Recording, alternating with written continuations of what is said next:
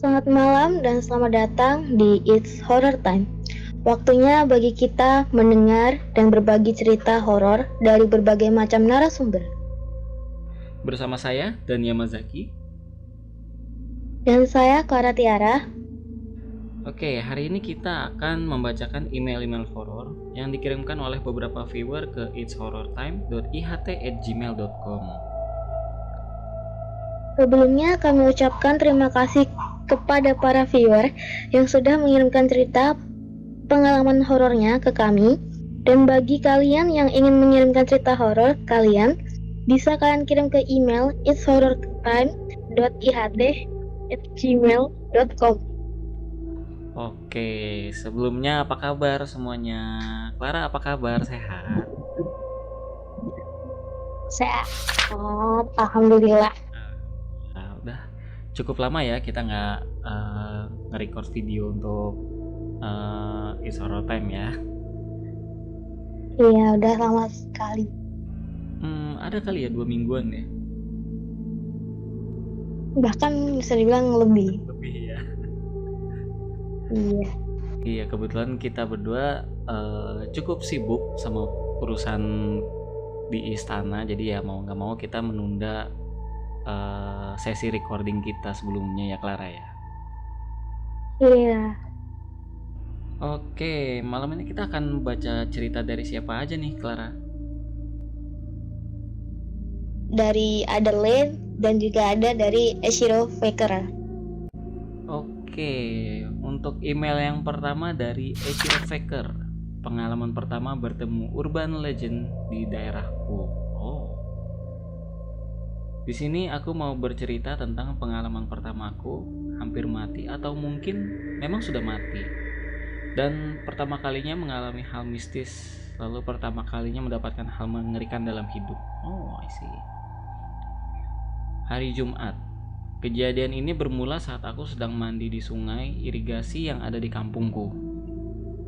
Aku dan temanku, sebut aja De Ica, lalu ada 2 abang, sebut aja Abang A dan Abang B.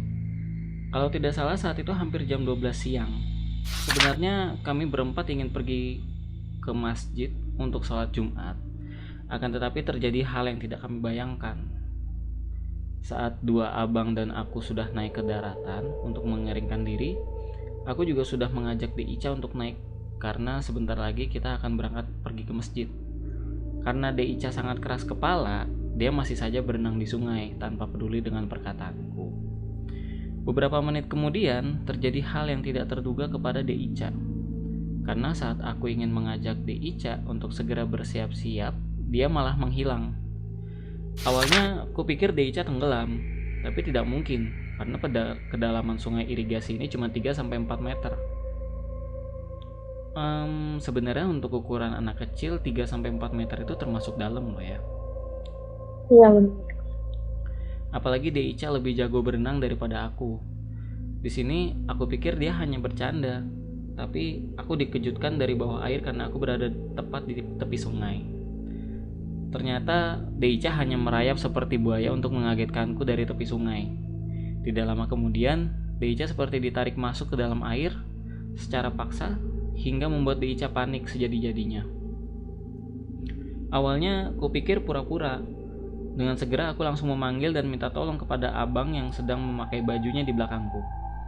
Kedua abang itu langsung melompat ke dalam sungai untuk menyelamatkan De Ica. Tapi entah kenapa mereka berdua kesusahan membawa De Ica ke atas permukaan air. Aku pun segera melepaskan pakaianku dan melompat untuk membantu menyelamatkan De Ica. Tapi saat aku melihat ke bawah air, di sini aku kaget setengah mati. Karena yang menarik De Ica ke dalam air adalah sebuah kain yang sangat transparan dan besar. Di sini aku langsung kepikiran kalau ada sosok yang disebut hantu balung bili atau blidi yang akan menarik seseorang ke dalam permukaan bawah air sungai untuk dihisap darahnya. Di situ Abang A sangat kesusahan mengeluarkan De Ica, sehingga Abang A menghampiriku untuk melukai telapak tanganku karena balung bili ini belum menghisap darahnya De Ica. Karena kemungkinan balung bili akan melepaskan De Ica dan mengincar aku. tapi aku harus di daratan agar dia tidak bisa menarikku ke dalam air. Setelah mengatakan itu, Abang A kembali membantu Abang B untuk membuat Deica tidak tenggelam. Lalu aku kembali ke daratan untuk melukai telapak tanganku. Awalnya aku kebingungan karena bagaimana agar aku bisa membuat luka gores ringan di telapak tanganku. Dan akhirnya aku menemukan pisau silet lipat yang kalau nggak salah harganya cuma 2-3 ribu rupiah. Aku menemukan pisau silet itu di kantong celana Abang B. Lalu aku pun menggores telapak tanganku dan mencelupkan tanganku yang terluka ke air. Dengan cepat, balung bili itu langsung melepaskan Deica. Dan dengan cepat pula, kedua abang langsung membawa Deica ke pinggir daratan.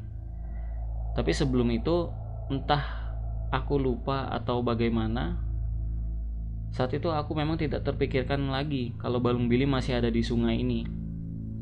Tiba-tiba saja tanganku seperti dililit oleh kain yang sangat lembut tapi sangat basah, dan aku ditarik masuk ke dalam air secara cepat.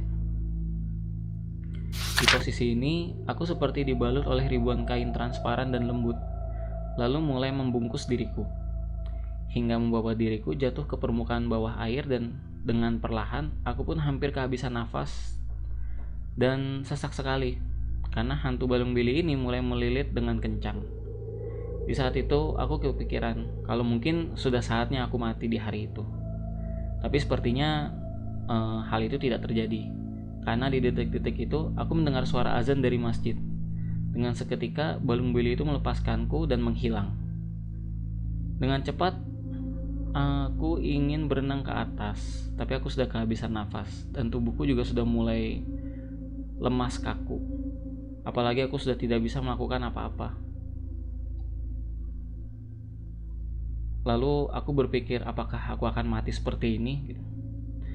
Ketika aku menutup mataku, Abang B langsung menarik lengan kananku dan langsung membawaku ke daratan. Di situ aku langsung memuntahkan air yang masuk dalam mulutku dan pingsan.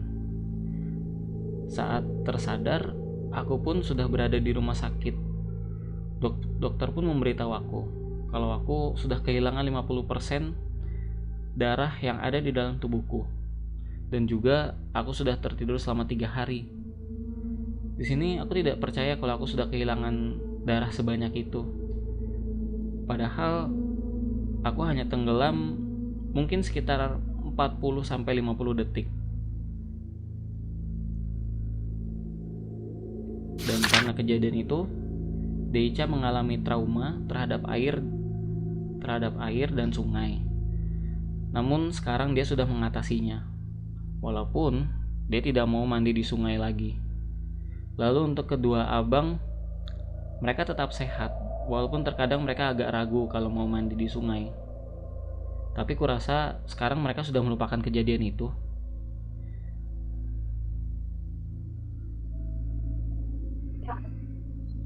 Sekian dari Faker.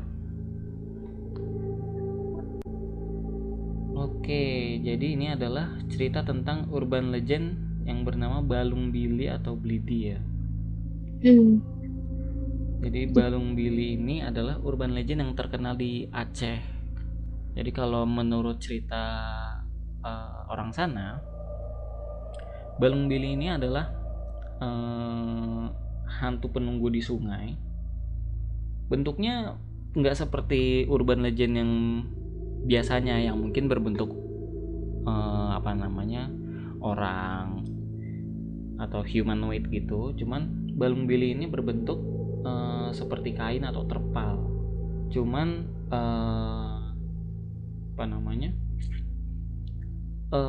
cara dia untuk membunuh targetnya itu kayak Dracula atau vampir.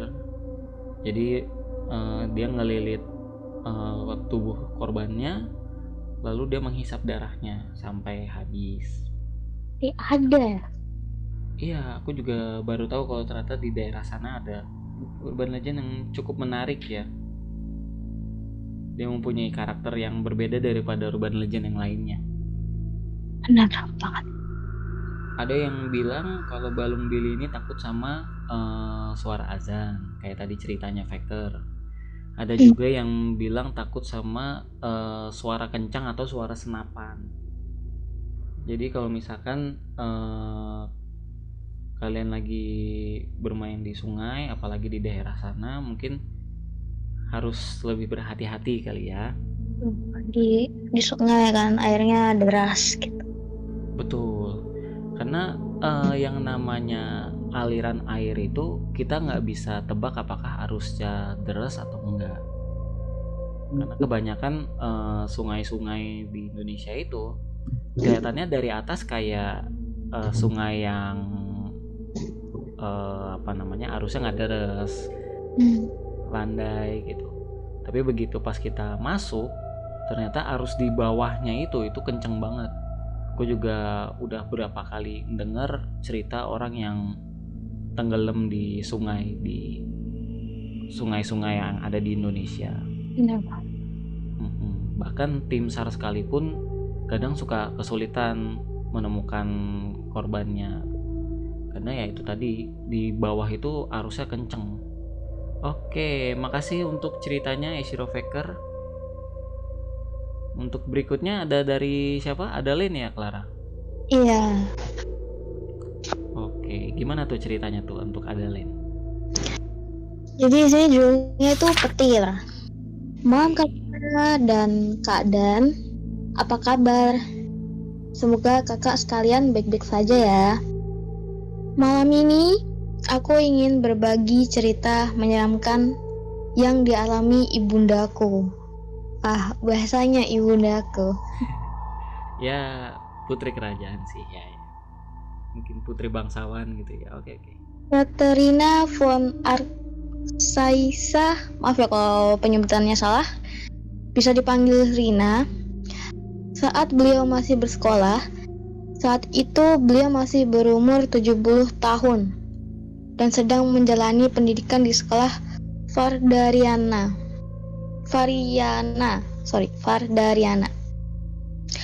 Sebuah sekolah elf lanjutan tingkat 2. Jika di dunia manusia, mungkin sekolah tersebut setingkat dengan sekolah menengah pertama.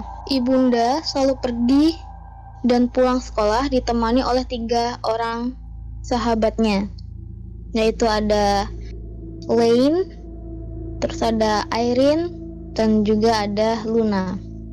Setiap pulang sekolah, mereka pasti melewati sebuah daerah perkebunan demi menghindari teriknya matahari, sembari memetik beberapa buah yang sudah matang. Tentu saja dengan izin dari pemilik kebun. Suatu ketika, hari itu langit tidak cerah seperti biasanya. Turun hujan rintik-rintik sejak pagi, tidak begitu deras, namun cukup untuk membuat kepala dan badan basah. Dan karena hujan itu pula, ibunda menjadi sedikit kesal. Pasalnya, rambutnya mudah mengembang dan menjadi mudah berantakan ketika udara di sekitarnya lembab, apalagi jika turun hujan. Tentu saja beliau dapat merapikannya kembali dengan sihir. Tapi jika perlu dilakukan setiap kali, rambutnya berantakan. Sama saja seperti membuang-buang mana atau energi sihir. Ibunda pun memutuskan untuk segera pulang. Ketika bel pulang sekolah berbunyi, tidak peduli jika beliau harus menerjang hujan, yang terpenting orang-orang tidak akan sempat melihat kondisinya yang berantakan. Irene setuju dengan ibunda. Maklum, keluarga Irene adalah keluarga kesatria. Menurutnya hujan bukanlah sebuah penghalang baginya untuk pulang. Namun Lane dan Luna menolak. Mereka berdalih lebih baik menunggu. Hujan benar-benar reda daripada mereka menerobos hujan dan berakhir demam. Tapi karena ibunda dan Irene mendesak, mereka berdua pun setuju dengan rencana ibunda dan Irene. Bel pulang sekolah pun berbunyi. Dengan cepat, ibunda dan kawan-kawannya segera merapikan peralatan tulis dan buku-buku mereka dan segera keluar dari kelas, menuju ke gerbang sekolah sembari menerobos hujan. Mereka berlari-lari sembari tertawa. layaknya anak-anak kecil yang bermain hujan-hujanan pada umumnya. Sampainya di area perkebunan, mereka berhenti berlari dan memilih untuk berjalan santai. Karena mereka berpikir mereka terlindungi dari hujan berkat pepohonan di kebun tersebut. Sembari mengatur nafas, mereka kembali. Irene yang belum merasa lelah memaksa ibunda dan kedua temannya untuk kembali berlari. Merasa stamina dan nafasnya belum sepenuhnya pulih, ibunda dan kedua sahabatnya hanya melambai, mengisyaratkan kepada Irene untuk berlari lebih dulu. Melihat lambaian ketiga sahabatnya, Irene pun memutuskan untuk berlari kembali meninggalkan ibunda dan dua sahabatnya di belakang. Namun, begitu Irene melewati perkebunan dan sampai di sebuah area yang cukup lapang, dengan ilalang yang cukup tinggi, tiba-tiba saja petir menyambar. Tepat beberapa meter di depan Irene. Sontak, Irene pun langsung merebahkan badannya ke tanah. Ibunda dan dua sahabatnya yang melihat kejadian itu segera berlari ke arah Irene, berharap di tempat Irene dia baik-baik saja. Begitu sampai di tempat Irene, ibunda dan yang lainnya merasa lega karena Irene tidak terluka. Hanya saja dia merasa sedikit tidak bisa mendengar karena efek petir yang menyambar di depannya. Namun, ibunda mencium bau seperti daging terbakar. Beliau pun melihat ada asap yang keluar dari ilalang di depannya. Karena penasaran, ibunda pun mengecek dari mana asal asap tersebut. Begitu sampai di sumber asap, betapa terkejutnya beliau. Ternyata petir tadi menghambar pemilik kebun yang berada beberapa meter di depan Irene. Kulitnya yang putih kini sudah menghitam, melepuh seakan sudah terbakar dengan hebat. Matanya terbelalak seakan terkejut dan tidak menerima apa yang terjadi pada dirinya. Ibunda yang terkejut hanya bisa duduk terdiam sembari menutup mulutnya, menahan mual yang kini terasa seperti sudah berada di tenggorokannya, seakan bersiap mengeluarkan kembali makan siang yang sudah beliau makan saat jam istirahat. Melihat ibunda duduk terdiam, Wayne dan Luna segera menghampiri ibunda. Melihat tubuh seorang terbujur kaku di depan mata mereka, mereka hanya bisa berteriak ketakutan.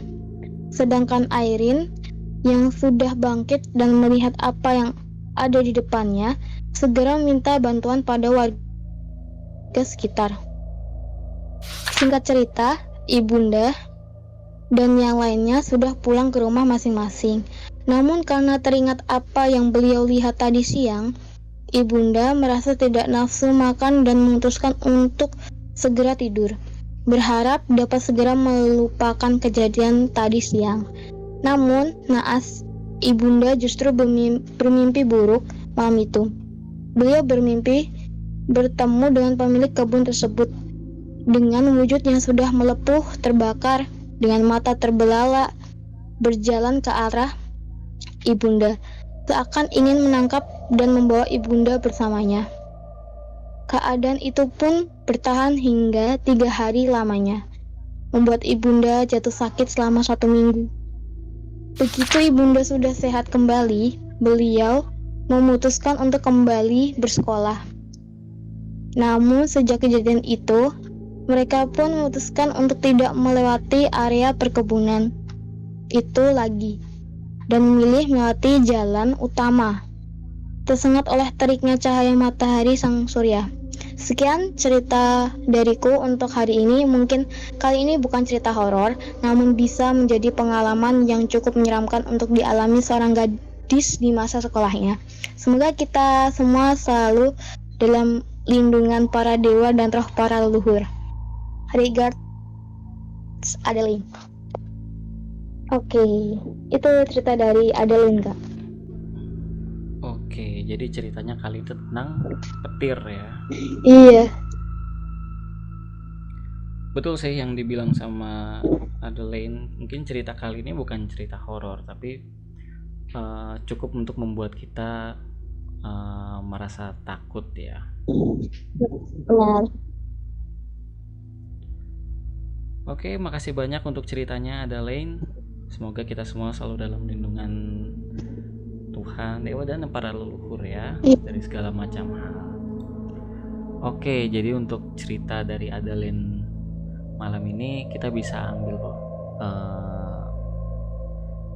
pembelajaran supaya lebih baik di saat cuaca tidak bagus, alangkah baiknya kita tetap meneduh atau mungkin stay dulu di suatu tempat kali ya. Iya, benar.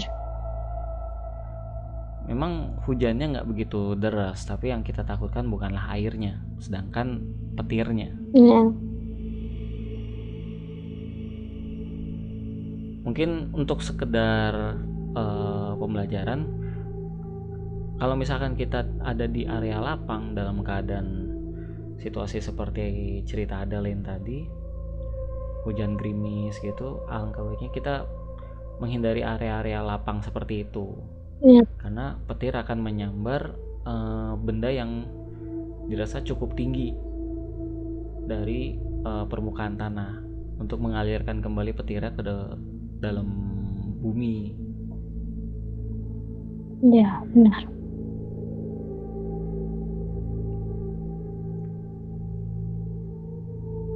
Kalau aku sih sempet punya juga pengalaman kayak Adeline, cuman petirnya itu bukan nyamber ke orang, dia nyambernya ke pohon waktu itu di akademi. Itu juga bahaya. Jadi benar-benar harus menghindari yang namanya pohon-pohon kayak gitu. Betul, pohon, tiang, Nah, ya. entah itu tiang bendera atau tiang listrik gitu, kalau bisa dihindari. Ya, kalau bisa pada saat itu ponsel atau yang berbau dengan listrik dimatikan terlebih dahulu. Betul. Ya kalau misalkan memang lagi ada di sekolah atau lagi ada di akademi, di kantor, mungkin lebih baik untuk berteduh aja dulu ya, nunggu hujannya bener-bener reda, udah nggak ada petir lagi, baru kita jalan pulang. Ya mungkin nunggu setengah jam sampai 1 jam kurasa cukup lah.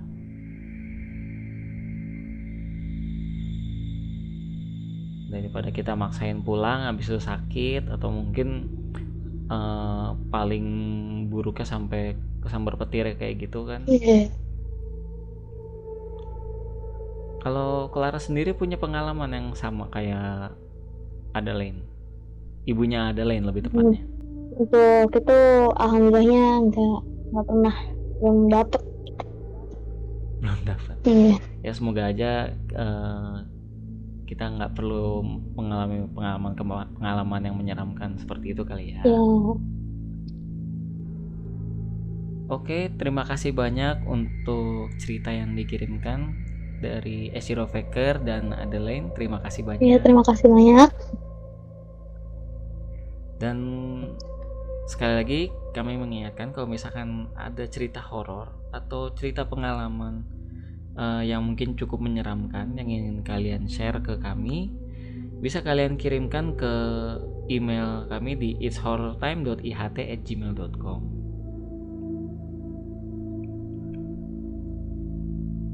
Oke, kalau begitu sampai ketemu lagi di It's Horror Time berikutnya. See you next video. Bye bye. Bye bye.